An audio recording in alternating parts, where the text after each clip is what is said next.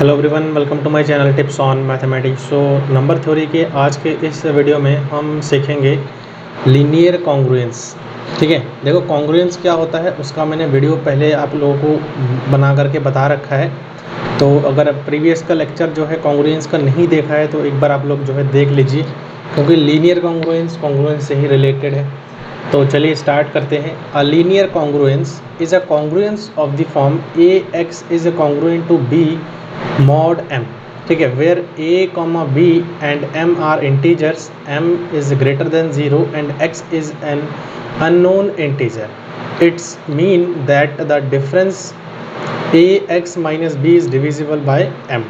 कहने का मतलब ये हो गया कि देखो मैंने आपको ये चीज़ बताया था कि अगर कभी भी a is congruent to b mod m होता है, इसका मतलब क्या होता है कि a माइनस बी जो है ये डिविजिबल बाई होता है किससे, m से। अब सिंपली अगर मैं इस चीज़ को एनालाइज करूँ, a x is congruent to b mod m, तो इसका मतलब सीधा सा यही निकल के आता है कि जो m है वो डिवाइड करेगा किसको, ए एक्स माइनस बी को। ठीक है, ए एक्स माइनस बी को क्या कर देगा, डिवाइड कर देगा। अब चूंकि ये तो हो गया डेफिनेशन, अब अगर हमें किसी भी कॉन्ग्रुएंस को बताने हैं कि लीनियर कॉन्ग्रुएंस है या नहीं है, तो उसके लिए उसको फाइंड आउट करने के लिए हमारे पास कुछ एग्जाम्पल है, कुछ मेथड्स है, कुछ स्टेप्स है जिसको देख करके हम समझ सकते हैं कि ये जो दिया गया जो कॉन्ग्रुएंस रिलेशन है वो लीनियर कॉन्ग्रुएंस है या नहीं है। ठीक है, तो चलिए step to solve the linear congruence, कैसे आप लीनियर कॉन्ग्रुएंस को सॉल्व आउट कर सकते हो।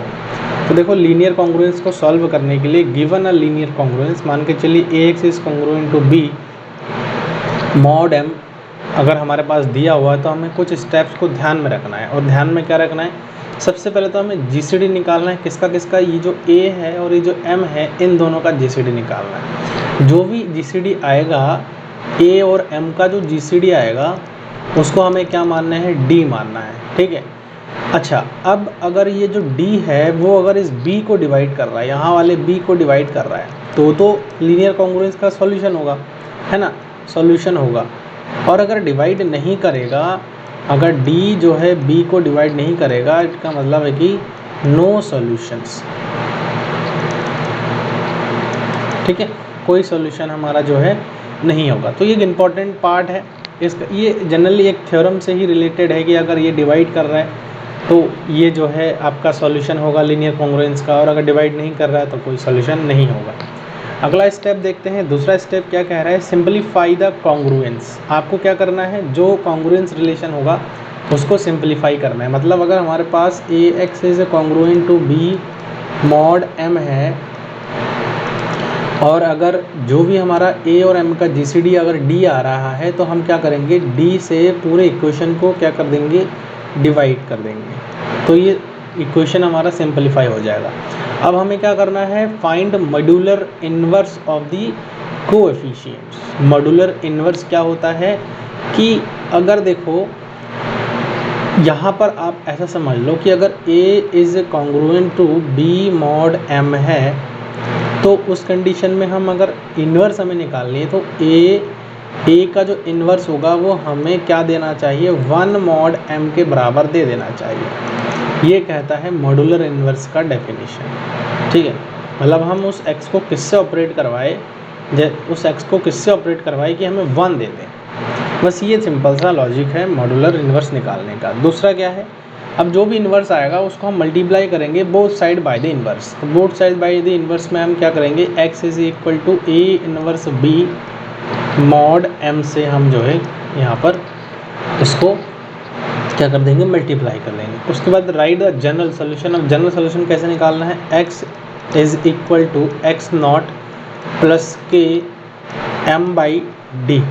ठीक है, और यहाँ पर for k is equal to 0 1 2 up to so on d minus 1। तो d का वैल्यू अगर 5 है तो यहाँ पर k का वैल्यू कितना हो जाएगा, 0 है, 1 है, 2 है, 3 है, 4 है, कितना हो जाएगा। d का वैल्यू अगर हमारे पास 3 है, मान के चलो d का वैल्यू 3 है, तो उस कंडीशन में जो है 0 हो जाएगा, 1 हो जाएगा और 2 हो जाएगा। अब d का वैल्यू मान के चलिए कि एग्जैक्टली 1 है, तो उस कंडीशन में तो वैल्यू हमारे पास जो है ज़ीरो वाला वैल्यू ही आएगा, एक ही वैल्यू आएगा, तो उसके लिए तो कोई दिक्कत वाली बात नहीं है।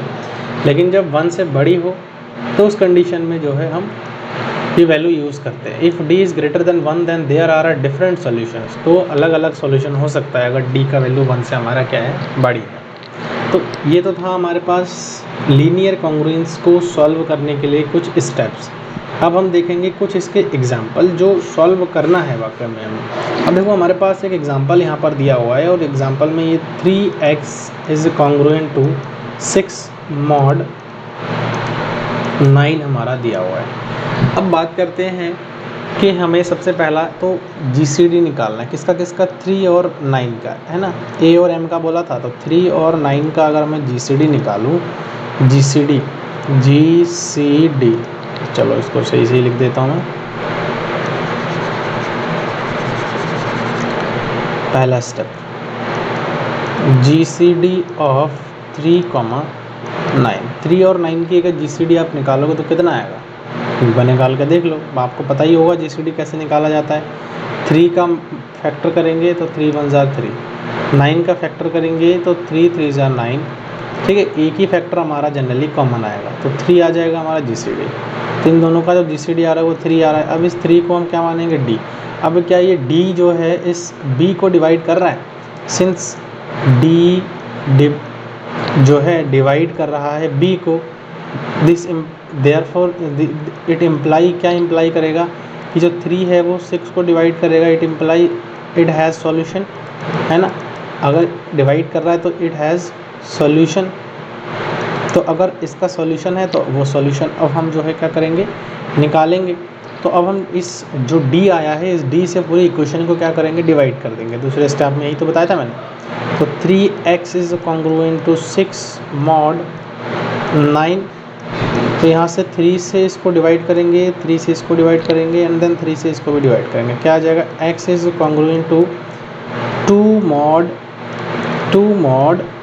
3 आ जाएगा यहाँ पे, तो 2 mod 3। अब देखो इसका इन्वर्स फाइंड आउट करना है तो इसका खुद ही इसका इन्वर्स है, ठीक है, क्योंकि 3 से यहाँ पर क्या है हमारा कम है, तो यहाँ पर ये खुद ही जो है क्या हो जाएगा, इन्वर्स हो जाएगा। तो इसका जनरल सोल्यूशन हम कैसे निकालेंगे, x इज़ इक्वल टू 3 लेना है हमें, m इंटू जो है मैंने क्या बताया था, d m इंटू जो है इसका जो सोल्यूशन है वो आप ऐसे निकाल सकते हो। देखो लास्ट वाले स्टेप से x is equal to x not k into m by d, ठीक है। तो आपको सबसे पहला तो m बाई डी निकालना है। m बाई डी आप अगर निकालोगे तो m का वैल्यू आपका है 9, d का वैल्यू आपका है 3, तो 3 आ जाएगा, ठीक है, m बाई डी का वैल्यू। तो यहाँ से 2 तो हमारे पास ये आ ही रहा है, plus k into m by d, k का वैल्यू हमारे पास कितना आ गया, यहाँ पे 3 आ गया, ठीक है, m बाई डी का वैल्यू 3 आ गया। तो x जो आ रहा है वो ये आ रहा है। अब बात करते हैं कि इसका सॉल्यूशन क्या क्या होगा, k का वैल्यू क्या क्या होगा, क्योंकि देखो k का वैल्यू जो है हमारा, k का जो वैल्यू है वो k का जो वैल्यू है वो हमारे पास क्या क्या हो सकता है, ठीक है। तो d का वैल्यू अगर 3 है तो d-1 हमारे पास होते हैं इंटीजर्स, तो यहाँ पर 0 हो जाएगा, 1 हो जाएगा और 2 हो जाएगा।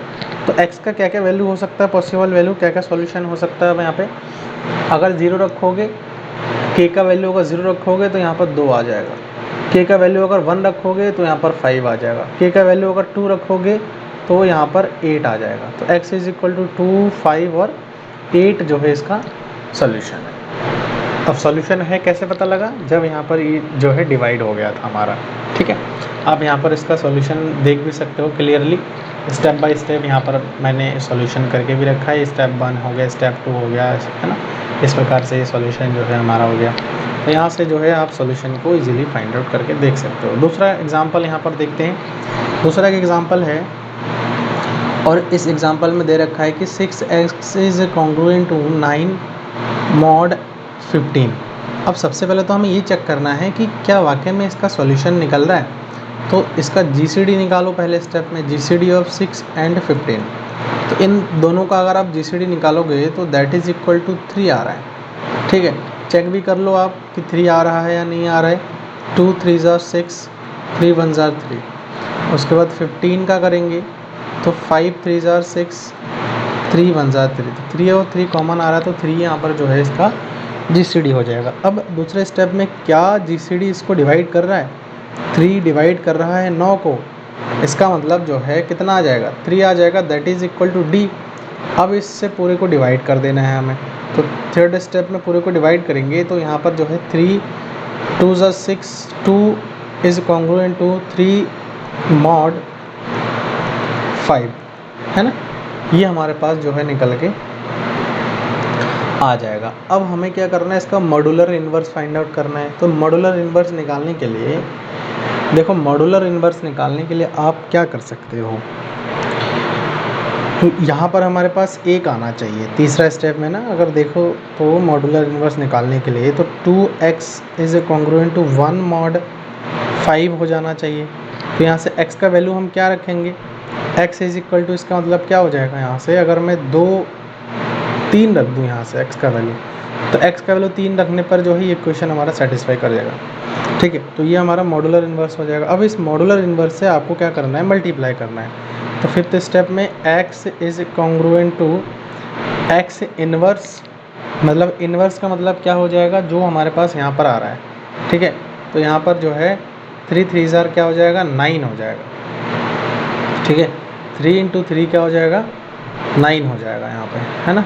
इस वाले इक्वेशन में हम इसको क्या करेंगे, रख देंगे। इसी इक्वेशन से ही बना है ये, तो कोई दिक्कत वाली बात नहीं है। तो यहाँ पर क्या हो जाएगा, 3 इंटू 3 मॉड 5 हो जाएगा। अब देखो यहाँ से x is congruent to 9 mod 5। अब यहाँ पर चूँकि रिमाइंडर लिखा जाता है, तो इसका मतलब x इज़ कॉन्ग्रुएंट टू क्या हो जाएगा, 5 को अगर डिवाइड करूँगा मैं तो 4 बचेगा, तो 4 मॉड 5 हो जाएगा। अब देखो यहाँ से अब अगले स्टेप में हमें क्या करना है, जनरली सॉल्यूशन ही निकालना है। तो सॉल्यूशन अब कैसे निकलेगा, सिक्स्थ स्टेप में सॉल्यूशन कैसे निकलेगा, x is equal to 4 plus जो है k into m by d.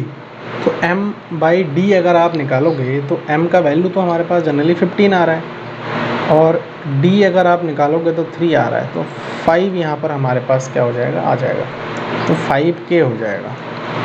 तो यहाँ से k का जो वैल्यू है वो क्या क्या आ सकता है, क्योंकि जो d का वैल्यू आ रहा है वो हमारे पास 3 आ रहा है, इसका मतलब k का वैल्यू आ सकता है 0 1 2, क्योंकि d माइनस 1 हमारे पास k का वैल्यू होता है। तो बस यहाँ से आप इस प्रकार से इसको समझ सकते हो। आप एक एक करके k का वैल्यू रख दो, तो x का क्या क्या वैल्यू मिल जाएगा। तो सबसे पहले 0 रखेंगे तो 4 मिलेगा, ठीक है। 1 रखेंगे 9 मिलेगा, 2 रखेंगे तो 14 मिल जाएगा। तो ये इसका सॉल्यूशन है, ठीक है, समझ आ गया। एक एग्जांपल और है, यहाँ पर आप इसको भी देख लीजिए, इसको भी मैं सॉल्व करवा देता हूँ। देखो 7x is congruent to 1 mod 10। अब 7 और इसका करेंगे तो 1 आ जाएगा, 1 इसको डिवाइड भी कर रहा है तो सोल्यूशन एग्जिस्ट करेगा, तो इसका इन्वर्स हमारे पास 1 ही हो जाएगा, इसको कुछ करने की ज़रूरत ही नहीं है। तो x जो है यहाँ पर क्या हो जाएगा, इसका जो सॉल्यूशन हमारे पास जनरली हो जाएगा वो देखो कितना हो जाएगा, क्योंकि देखो 7x है ना। अब हम x का क्या वैल्यू रखें, x का हम क्या वैल्यू रखें, 7 या 21, 10 दूनी 20 हो जाएगा, 1 बचेगा, तो 3 हो सकता है x का। तो मॉड्यूलर इन्वर्स हमारे पास कितना आ गया, 3 आ गया इसका। तो जब मॉड्यूलर इन्वर्स 3 आ गया तो x इज़ कॉन्ग्रुएंट टू 3 1 ज़ा 3 मॉड 10 हो जाएगा। अब चूँकि 10 से छोटा है तो इसका मतलब रिमाइंडर की ज़रूरत नहीं है, यही इसका रिमाइंडर है फाइनल। अब जब ये इसका रिमाइंडर हो जाएगा तो उस कंडीशन में सॉल्यूशन क्या हो जाएगा, x is equal to 3 plus जो है यहाँ पर k into m by d हो जाएगा। तो m का जो वैल्यू आ रहा है वो 10 आ रहा है, और d का वैल्यू क्या आ रहा है, 1 आ रहा है। तो यहाँ पर जो है 10k हो जाएगा हमारे पास, और k का जो वैल्यू है वो हमारे पास कितना आएगा, देखो 10 आ रहा है ना m का वैल्यू, तो सॉरी जो यहाँ से d का वैल्यू आ रहा है वो भी तो 10 ही आ रहा है हमारे पास। सॉरी, d का जो वैल्यू है, m बाई डी का जो वैल्यू है वो हमारे पास कितना आ रहा है, 10 आ रहा है। लेकिन अगर हम वही कैलकुलेट करें d का वैल्यू, तो d हमारे पास कितना आ रहा है, 1 आ रहा है। तो यहाँ से अगर देखें तो d का वैल्यू अगर 1 आ रहा है तो यहाँ पर सिंपली k का वैल्यू क्या हो जाएगा, 0 हो जाएगा, ठीक है। d का वैल्यू अगर 1 आ रहा है तो k का वैल्यू क्या हो जाएगा, 0 हो जाएगा। तो यहाँ पर थोड़ा सा इसको ना ध्यान देना है आपको, यहाँ से k का वैल्यू 0 हो जाएगा, इसको आप सही कर लीजिएगा, ठीक है। तो यहाँ से k का वैल्यू 0 आ गया, तो मतलब x का वैल्यू क्या आ सकता है, के का वैल्यू अगर 0 आ गया तो सिंपली एक्स का वैल्यू क्या आएगा, 3 आ जाएगा। तो ये इसका एक जो है सॉल्यूशन हो जाएगा। तो आशा करता हूँ कि जो लीनियर कॉन्ग्रुएंस का 3 एग्जांपल मैंने आपको सॉल्व करके बताया वो अच्छे से क्लियर हो गया है। कोई डाउट है तो आप कमेंट बॉक्स में मेरे को लिख सकते हैं। 5 जो है मैं आपको असाइनमेंट दे रहा हूँ। इन असाइनमेंट्स को आप जो है घर में प्रैक्टिस करिए एंड देन मुझे कमेंट के माध्यम से बताइए कि हाँ असाइनमेंट मेरा सॉल्व हो गया है, ठीक है। और अगर असाइनमेंट सॉल्व नहीं हो रहा है तो नॉट डन आप लिखिएगा, और अगर असाइनमेंट सॉल्व हो गया है तो यहाँ पर लिख दीजिएगा असाइनमेंट डन हो गया, ठीक है, असाइनमेंट डन। तो इस प्रकार से आप लिखेंगे तो मेरे को जो है समझ में आ जाएगा। तो आज का वीडियो में हम इतना ही डिस्कशन करेंगे। वीडियो कैसा लगा आप लोग कमेंट के माध्यम से मुझे बता सकते हैं। सही लगे तो इसको आप लोग जो है लाइक करिए, चैनल पर नए तो इसको आप लोग जो है सब्सक्राइब करिए, ठीक है। मिलते हैं नेक्स्ट वीडियो में। और नेक्स्ट वीडियो में मैं आपको बता देता हूँ हम चाइनीज़ रिमाइंडर थ्योरम पढ़ेंगे। तो इन सब वीडियोस को पहले आप अच्छे से क्लियर कर लीजिए, उसके बाद आप चाइनीज़ रिमाइंडर थ्योरम पर जाइए, तो आपको वहाँ पर सारी चीज़ें एक एक करके क्लियर हो जाएगा, ठीक है। चलिए मिलते हैं नेक्स्ट वीडियो में। Thank you so much.